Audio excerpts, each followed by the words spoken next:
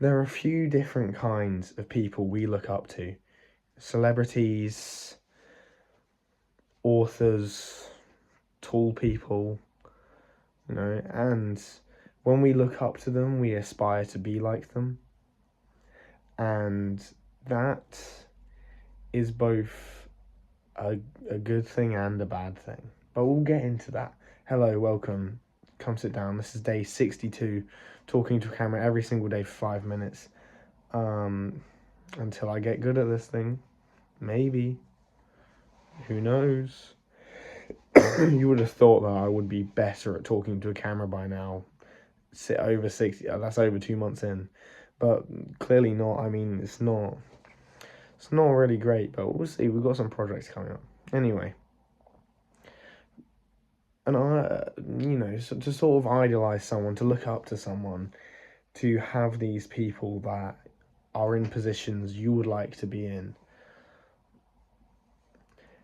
is it's a good thing and a bad thing. I mean, there's positives. Let's go through the positives first. Looking up to people, the positives. It gives you direction. It shows you where to go.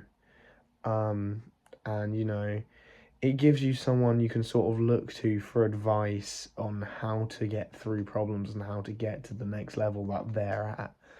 So those are some good things. Some downsides, though, of looking up to people is, you might get the wrong habits from them. If you look up to someone and you look up to like Daniel Radcliffe, who's like 5'6", well, no one really looks up to him, and you pick up his habit of being short, like that's not a habit you want to pick up, is it?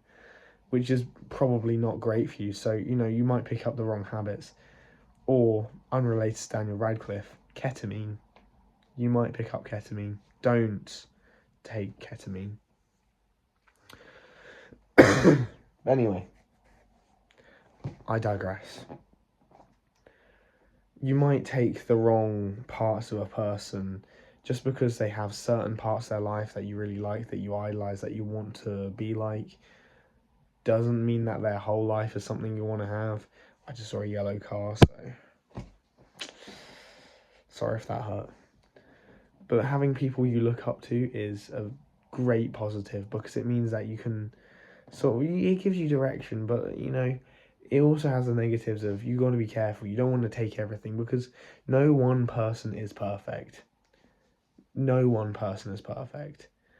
Other than like Ryan Reynolds, no one person is perfect, right? Okay, you gotta you can't be exactly like someone. You can't have exactly everything they have. You can't be exactly who they are, because they're their own person and they have their own flaws. You have your flaws, and if you have their flaws as well, then you've got double the amount of flaws, and then you just really suck. And you don't want to do that. Really sucking is not great, unless, I don't know, you look up to Bonnie Blue. Then hit the jackpot with that one, haven't you? Sorry, that was really poor joke. But what I'm trying to say is that,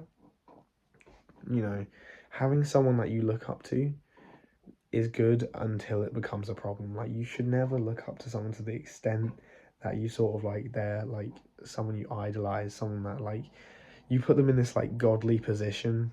Like, you're like, oh, they're so perfect. They can never do anything wrong, ever. This is the best person in the world.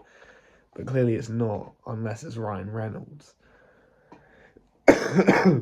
So, you need to sort of place together, you need to sort of understand that you're not going to be that person, you're going to be your own person. And it's good to have a similar direction to them. So, like, if you wanted to be a bodybuilder, looking up to someone like Chris Bumstead, Arnold Schwarzenegger, Ronnie Coleman, any of these guys, looking up to them, they're great guys. If you want to be a fast runner, Eliud Kipchoge, he's a great guy. That's about it, really. Mo Farah, I guess. It's not really any other good runners, is there? But having someone you look up to and someone in that sort of position that you want to be like them can help you set a direction, because, Mo Farah's fastest man alive, last I checked. So if you were as fast as him, you know, maybe your direction shouldn't be, I want to be Mo Farah. It should be, I want to be the fastest person alive. And then that's a better direction than, I want to be Mo Farah.